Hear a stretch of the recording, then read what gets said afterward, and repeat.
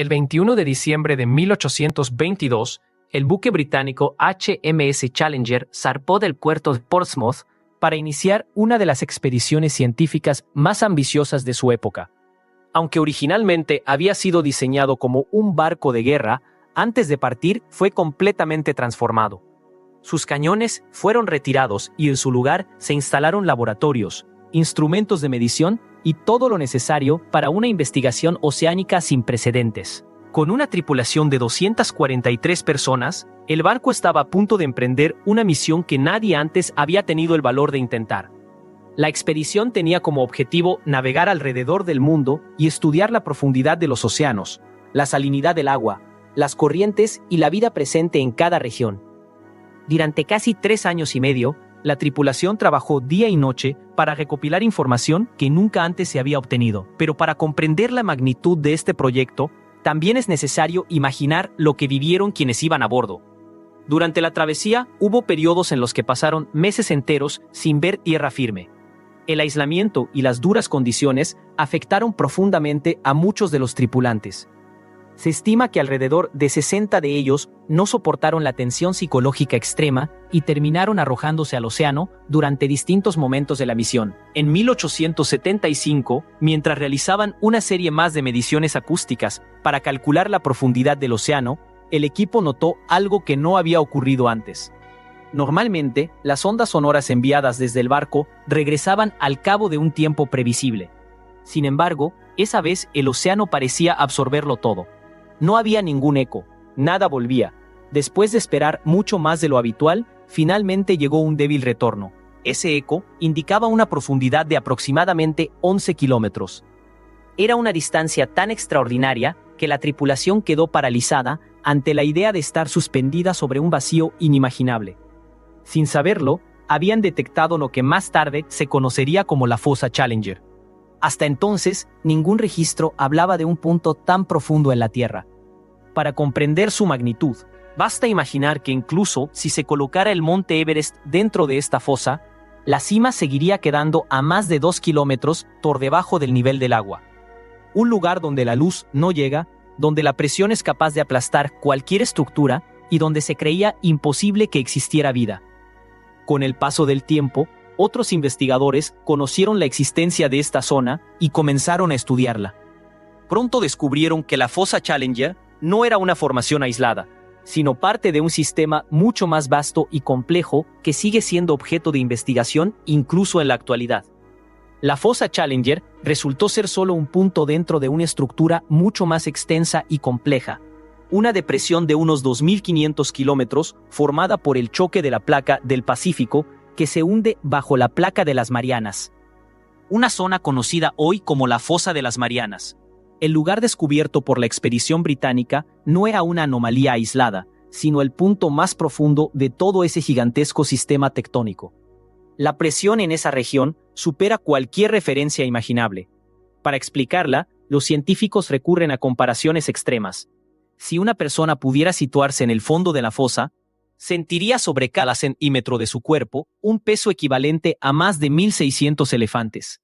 Otra forma de imaginarlo sería pensar en unas 50 aeronaves del tamaño de un jumbo jet aplastando desde arriba. En un entorno así, la materia humana simplemente dejaría de existir tal como la conocemos, pues las moléculas del cuerpo se comprimirían a niveles imposibles de soportar. Era natural que un lugar tan inaccesible y oscuro despertara la curiosidad de investigadores de todo el mundo. Y la primera persona que se atrevería a intentar descender hacia estas profundidades sería el físico, inventor y explorador suizo Auguste Piccard. A comienzos de la década de 1930, Piccard ya había sorprendido a la comunidad científica con otra hazaña extraordinaria. Había diseñado el primer globo estratosférico tripulado de la historia y logrado ascender hasta los 21 kilómetros de altitud, un récord jamás alcanzado antes. Allí realizó experimentos sobre los rayos cósmicos y reunió datos que podían servir como apoyo experimental para algunas de las teorías más conocidas de su amigo Albert Einstein. Esa misión lo convirtió en una figura célebre dentro del mundo académico. Su esposa, preocupada por los riesgos cada vez más elevados que él asumía, le rogó que abandonara los vuelos estratosféricos.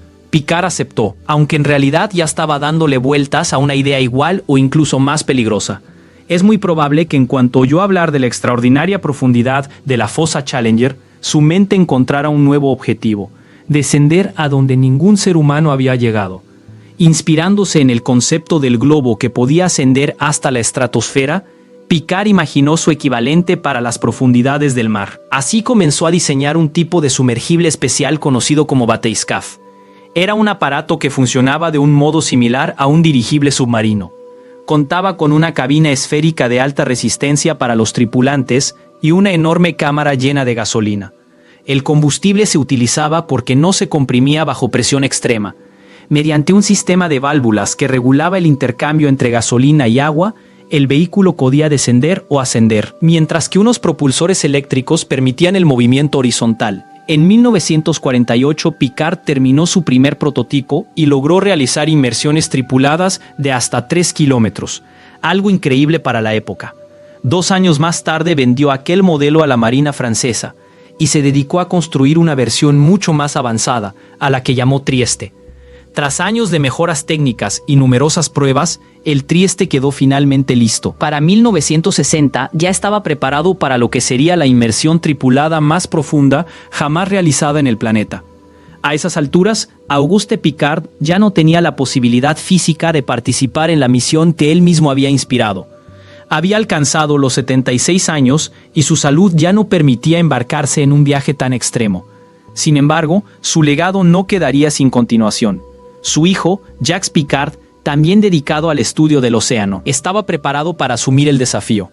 Junto a él se encontraba Don Walsh, un oficial de la Marina estadounidense. Ambos se acomodaron con dificultad en el estrecho compartimento del Trieste el 23 de enero de 1960, listos para iniciar una misión que marcaría la historia. Inspirándose en los pioneros del espacio, estos exploradores recibieron el nombre de hidronautas.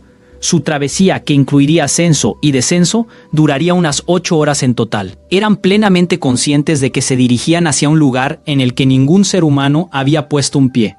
Tal como apenas unos años antes, Edmund Hillary y Tenzing Norgay habían alcanzado la cima del Everest por primera vez. Ahora les tocaba a ellos abrir otra frontera, no hacia arriba, sino hacia el abismo.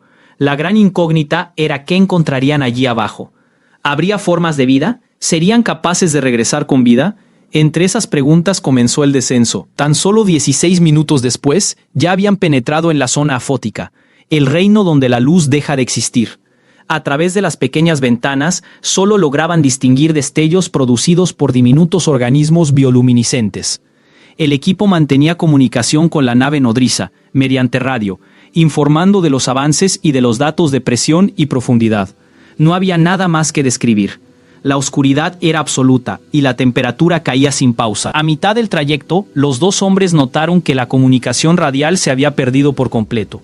Aunque era inquietante, comprendían que tarde o temprano ocurriría. La profundidad alcanzada era ya tan extrema que el contacto con la superficie resultaba imposible. Estaban totalmente aislados, avanzando hacia un corredor oscuro del que no existían referencias humanas. Imaginarse en su lugar resulta perturbador. ¿Qué sentiría uno al descender hacia lo desconocido sin ninguna garantía de volver? Pero la verdadera tensión comenzó después. En medio del silencio del descenso, un estruendo resonó dentro del vehículo. Una de las ventanas exteriores había cedido ligeramente ante la presión y se había agrietado.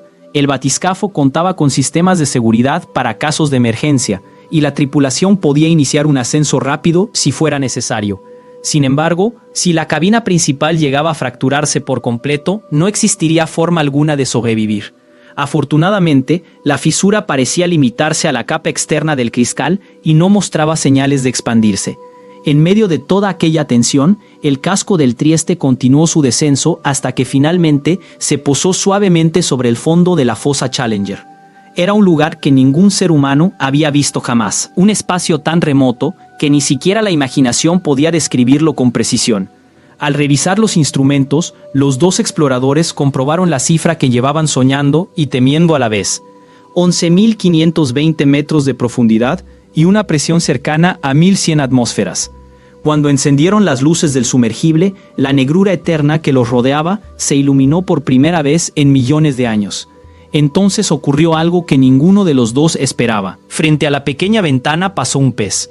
Más tarde sería conocido como el pez del Trieste en honor a esta misión histórica. Instantes después también observaron algunos camarones y unas pequeñas medusas desplazándose lentamente. Aquella visión desmontaba la creencia extendida de que estas profundidades eran completamente estériles. De algún modo, incluso en ese abismo, las corrientes traían oxígeno y nutrientes suficientes para sostener vida compleja. ¿Cómo era posible que criaturas así resistieran semejante nivel de presión? Una vez más quedaba claro que la vida, incluso en los lugares más improbables, encontraba siempre un camino.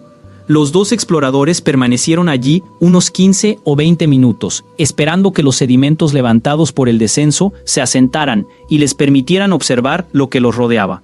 Después liberaron los lastres y comenzaron el ascenso. A pesar del riesgo enorme, la operación se desarrolló sin contratiempos. Habían logrado completar una de las hazañas más impresionantes de la historia humana.